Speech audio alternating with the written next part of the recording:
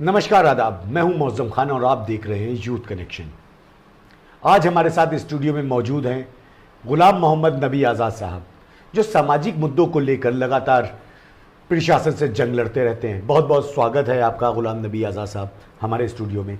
गुलाम नबी आज़ाद साहब, पहला सवाल आपसे, आपने अभी कल एक प्रशासन को एक ज्ञापन दिया है जिसमें खान बहादुर खान के मकबरे को कब्जा मुक्त कराने की बात कही है। क्या कुछ इतिहास है उस मकबरे का?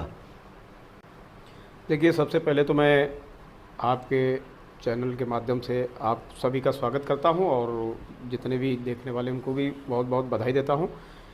देखिए, मैंने कल ज़िलाधिकारी को संबोधित एक ज्ञापन 8 सूत्री मांग पत्र दिया है, जिसमें जिक्र आपने किया खान बहादुर खान का। तो खान बहादुर खान जो थे वो शाहजहांपुर की जो न्यू बुनियाद डाली है तो खान बहादुर खान के द्वारा डाली गई है। उनका मकबरा यहाँ शाहजहांपुर जो सदर बहादुरगंज है, यहाँ सब्जी मंडी में मकबरा बना हुआ है, जो अत्यंत ही दुखद। जब आप वहाँ पे जाएंगे तो देखेंगे वहाँ पर सब अवैध चारों तरफ से कब्जे कर रखे हैं। अपने आसपास के लोगों ने दरवाजे खोल रखे हैं, फोड़ लिए हैं, और वहाँ पर शहर की गंदगी और पशु जो है वहाँ पर बांध करके उनका गोबर मलमूत्र जो है वो बांधा जा रहा है। और जो मकबरा है जहाँ पर खान बहादुर खान का, उसमें भंडार किया जा रहा है, वहाँ पर लोग अवैध तरीके से कब्जा कर लिया गया है, जिसके लिए मैंने कल ज्ञापन दिया है। 8 मुद्दों को लेकर के ज्ञापन है हमारा। जो जिला अस्पताल है उसको अभी मुद्दा आपने उठाया है जी। क्या कुछ उससे आप समाज में करवाना चाहते हैं? देखिए, मेडिकल कॉलेज जब से बना है तब से जो चिकित्सा सुविधाएं हैं वो आम जन को मुहैया नहीं हो पा रही। वहाँ पर इतना अस्त व्यस्त है, पूरे कई जनपदों के भी लोग आ रहे हैं, पूरे शहर पूरे जिले के आ रहे हैं। इसलिए पूरे नगर क्षेत्र के लिए मेरी ये मांग है कि नगर क्षेत्र के लिए एक जो पुराना अस्पताल है जहाँ सीएमओ साहब ऑफिस है वो जो है बिना यूज़ किया है, अगर जो वहाँ पर केवल वहाँ पर सुविधा कर दी जाए, नगर क्षेत्र के जो हमारी आम जनता है उसको वहाँ पर स्वास्थ्य सेवाएं उपलब्ध कराई जाए, तो हमारे समझ से एक तो बोझ बहुत बड़ा हट जाएगा और दूसरा नगर को जो है बहुत अच्छी सुविधा मिल जाएगी। वहाँ पर डॉक्टरों की नियुक्ति हो जाए और जो बना हुआ पूरा अस्पताल है वहाँ पर कोई खर्च की भी ज़रूरत नहीं है। आपने गैस एजेंसियों पर भी गंभीर आरोप लगाए हैं। क्या कुछ गैस एजेंसियां लोगों के साथ कर रही हैं? क्या कुछ आरोप लगाए हैं और किस तरह से न्याय की मांग की है इसमें जनता के लिए? देखिए, आरोप नहीं, ये भ्रष्टाचार। गैस एजेंसियां बहुत ज़बरदस्त तरीके से आम जनता को लूट रही हैं। शासनादेश भी है इन लोगों के लिए, लेकिन आम जनता जागरूक नहीं हो पा रही है। देखिए, जो रसीद कटती है हमारी, जो रसीद जिसमें सिलेंडर की मूल्य दिया जाता है, उसमें जो है ट्रांसपोर्ट से लेकर के रेगुलेटर चेक करने तक का पैसा होता है और होम डिलीवरी का पैसा होता है। लेकिन होता क्या है कि यहाँ पर पैसा रसीद में मेरा तो सब ऐड हो गया, लेकिन वहाँ पर ये एजेंसी वाले क्या काम सबसे बड़ा फॉल्ट करते हैं, जो इनके वर्कर लगे होते हैं उनको ये पैसा नहीं देते, उनसे 50 रुपए 40 रुपए पर सिलेंडर अवैध वसूली करा करके और लाखों रुपया प्रतिदिन जो है जनता की डकैती डाल रहे हैं। इसके लिए मैंने कहा है कि होम डिलीवरी सुनिश्चित की जाए और सिलेंडर का गैस कम हो जाता है, सिलेंडर को उस उपभोक्ता के सामने तौल के दिया जाए, उसका रेगुलेटर चेक करके दिया जाए ताकि कोई हादसा ना हो सके, और जो पैसा मेरा लगा हुआ है वो पैसा उनको दिया जाए, वर्करों को पैसा दिया जाए। राशन कार्ड पर भी आपने सवाल उठाए हैं, राशन वितरण पर सवाल उठाए हैं, बिजली विभाग पर सवाल उठाए हैं। क्या कुछ समस्या हो रही है आम जनता को बिजली विभाग से या राशन विभाग से?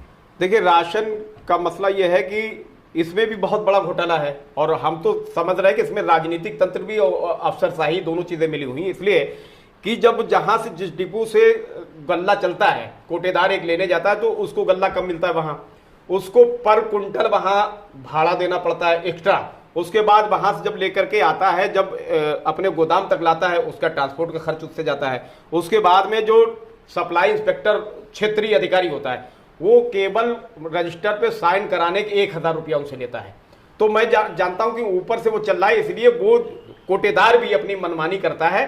मैंने उसके लिए ज्ञापन दिया है कि प्रतिदिन जो शासनादेश है कि महीने में कम से कम 24 दिन दुकानें खोली जाए और सुबह और शाम प्रतिदिन उसका शासनादेश है उसके तहत खोली जाए। जैसे 3 दिन दुकान 2 दिन खोल के गरीब आदमी लाइन में लग के अपना जो 300 रुपए जो कमा रहा है वो भी उसका जाता है, 100-200 रुपए गल्ले के लिए अपनी दिहाड़ी खत्म करता है। उसके लिए मैंने कहा इनकी दुकानें खोली जाए और ऊपर से बंद किया जाए। घटतौली हर दुकानदार हर कोटेदार कर रहा है, उनके खिलाफ संबंधितों के खिलाफ मुकदमा दर्ज किया जाए।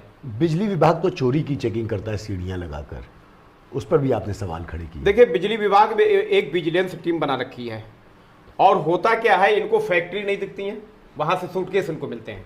इनको जो है गोदाम नहीं बड़े बड़े चलते, बड़े बड़े व्यापारी इनको नहीं दिखते, वहां से इनको इनका सब सिस्टमेटिक, ये कहाँ करेंगे, गरीबों के घर पे घुसेंगे, जहां पर जो है एक पंखा चलता है, एक बहुत ज्यादा कूलर चलता है, 4 बल्ब, वो कितनी चोरी कर सकता है। ऐसी जगहों पे जाकर के बिना, जहां बस्तियों में, मलिन बस्तियों में घुस करके, उनके यहाँ सीढ़ी लगा करके रात में घुस करके उनके यहाँ चोरी उनके यहाँ करते हैं, जबकि उनको हड़काते हैं कि तुम्हारा यहाँ से फॉल्ट है, वहां से फॉल्ट है, और 20 लोगों को पकड़ करके 4 लोगों को जो है उनका वो चालान करते हैं, उनसे पैसे वसूलिया, उनसे पैसे वसूलिया भी करते हैं, उनसे चेकिंग नहीं करते, पैसे वसूली करते हैं। इसके लिए मैंने कहा है कि इनके खिलाफ जो है तत्काल कार्रवाई की जाए। आपके ज्ञापन में एक और मुद्दा था, जहां उत्तर प्रदेश सरकार पूरी तरह से अवैध टैक्सी जो स्टैंड हैं उन पर रोक लगा चुकी है। आपने आरोप लगाया कि शाहजहांपुर जनपद के कुछ क्षेत्रों में अवैध टैक्सी स्टैंड चल रहे हैं और उन पर भी वसूली हो रही है। क्या कुछ साक्ष्य भी हैं आपके पास इसके पास, और प्रशासन को किस तरह से अवगत कराया है इन सारी चीज़ों से? देखिए, शासनादेश ये है, माननीय मुख्यमंत्री योगी आदित्यनाथ जी ने भी अभी कहा है कि कहीं पर अवैध टैक्सी पार्किंग न की जाए, अवैध टैक्सी स्टैंड न बनाया जाए, अवैध टैक्सी की वसूली ना हो। लेकिन अभी यहाँ से नगर पंचायत कांट है, कांट नगर पंचायत में अवैध टैक्स, जबकि वहां पर टैक्सी पार्किंग नहीं है। टैक्सी पार्किंग हो, उसमें सुविधाएं हो, बैठने की बेंच हो, शौचालय हो, ये सब सारी व्यवस्थाएं हो, तब उसका ठेका होना चाहिए, और वहां पर गाड़ियां जाए, वहां पर यात्री जाए, तब उसका ठेका होना चाहिए। यहाँ पर अवैध तरीके से एसडीएम सदर महोदय द्वारा और नगर पंचायत के ईओ द्वारा और वहां के अधिशासी अधिकारी द्वारा मिली भगत करके साठ-गांठ करके ठेका कर दिया गया, जहां पर लूट डंडे के बल पे जो है रोड पे वसूली हो रही, जिसके लिए मैंने ज्ञापन दिया है। और अगर नहीं जाएंगे तो हम इसको कैंसिल करवा के ही रहेंगे, चाहे मुझे योगी आदित्यनाथ जी के माननीय मुख्यमंत्री के पास जाना पड़े, मैं जाऊंगा उसके लिए। और सबसे बड़ा मुद्दा जो था, आपने उसको, एक सबसे बड़ा मुद्दा आपके जो उसमें है, उसको मैंने स्पेशल अभी तक बचा कर रखा था। आप मुस्लिम समुदाय से ताल्लुक रखते हैं जी, जहां मुस्लिम समुदाय से ताल्लुक रखने के बाद भी एक जो मुद्दा आपने उठाया है कि जो शाहजहांपुर में विशालकाय हनुमान जी की मूर्ति है 104 फीट की हनुमत धाम पर जी, उस मुद्दे को आपने उठाया है। उस पर आपने कहा है कि शेड का इंतजाम किया जाए, छाता लगाया जाए। क्या कुछ मन में चला, क्यों ये सवाल आपके दिलो दिमाग में आया कि उस पर छाता होना चाहिए या कोई शेड होना चाहिए? देखिए, सवाल आपने बहुत अच्छा पूछा है। मुस्लिम और हिंदू से मतलब नहीं है, हिंदुस्तान सारे धर्मों को लेकर के सारे, और एक कानून है, संविधान है कि अपने अपने धर्म के अनुसार सबको रहने की आज़ादी है और सबका सम्मान ही जरूरी है। तो मैंने देखा कि हिंदुस्तान में करोड़ों दिलों में वास करने वाले हनुमान जी, जो विशालकाय मूर्ति हमारे यहाँ लगी, मुझे बहुत अच्छा लगा है कि मूर्ति हमारे यहाँ लगी है, और वहाँ पर लोग आते जाते हैं श्रद्धा अनुसार, वहाँ पर अपना जो भी करते हैं। तो मैं वहाँ से निकल रहा था, एक दिन मैंने देखा यार चील कौवे उस पर बैठे तो मलमूत्र भी त्यागते हैं। अच्छा, धूप बरसात भी होती है तो उसमें मूर्ति जो है भीगती है, और धूप में उसका इतना बड़ी मूर्ति है, इतना पैसा खर्च हुआ है, तो वो जल्दी खराब होने का अंदेशा है। क्योंकि मैं उस हिंदुस्तान में वास करता हूं जहां सभी एक धर्म एक दूसरे से मिलकर के रहते हैं, भाईचारा कायम करे हुए हैं, इसलिए मुझे लगा कि ये गलत हो रहा है। जो अनुयायी हैं, जो मान लो करोड़ों दिलों में वास करते हैं, उनके यहाँ एक छाता तो लगना चाहिए। इसके लिए जब मैंने ये सोचा तो मैंने जिला प्रशासन को अवगत कराया कि इसकी छतरी जरूर लगाई जाए। अगर छतरी नहीं लगाई जाती है, या तो प्रशासन मुझे बताए कि अगर किसी वजह से नहीं लगा सकता है तो मैं लगाने के लिए तैयार हूं। मैं इसके लिए नोएडा भी गया हूं, नोएडा मैंने देखा है हनुमान जी की मूर्ति बहुत बड़ी लगी हुई है, वहां पे छतरी है, उसकी मैं फोटो भी लाया हूं। इसलिए मैं हनुमान जी की मूर्ति पर छतरी लगवाने के लिए सब कुछ हर संभव प्रयास करेंगे, क्योंकि ये करोड़ों दिनों में बात है। मैं भी सम्मानित है, मैं भी सम्मान करता हूं, मेरे भी बहुत करीब हैं। ज्ञापन में आपका एक मुद्दा और है कि सरकारी योजनाएं जो चल रही हैं उनका प्रचार प्रसार नहीं हो पा रहा है। सरकार तो करोड़ों रुपया उस पर खर्च करती है प्रचार प्रसार के लिए और लोगों को उसकी जानकारी देने के लिए। क्या लगता है कहां पर कमी हो, किस तरह से इसका प्रचार प्रसार किया जाना चाहिए? देखिए, सरकार तो काम अपना कर रही है, सरकार योजनाएं बना रही, जन कल्याणकारी योजनाएं गरीब जनता के लिए बना रही। लेकिन होता क्या है, जिस विभाग में योजनाएं आई, अभी मैं आपसे ही सवाल करना चाहूंगा, क्या आपको किस विभाग में कौन सी योजनाएं चला रहे हैं, क्या आपको जानकारी है?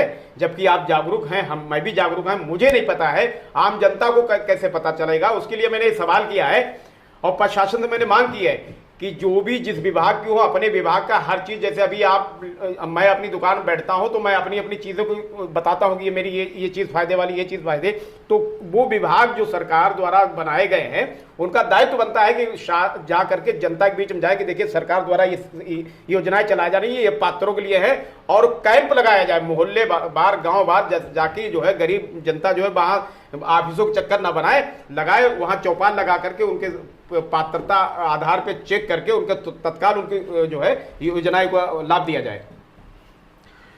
तो ये थे हमारे साथ गुलाम मोहम्मद नबी आज़ाद साहब, जिन्होंने बड़ी बेबाकी से अपनी बात रखी और मुस्लिम समुदाय के होने के बावजूद इनके दिल में जो देश प्रेम का जज्बा है, जो बजरंग बली के लिए इनके मन में सम्मान है, वो कहीं ना कहीं तारीफ के लायक है। ऐसी और खबरों के लिए बने रहिए यूथ कनेक्शन के साथ।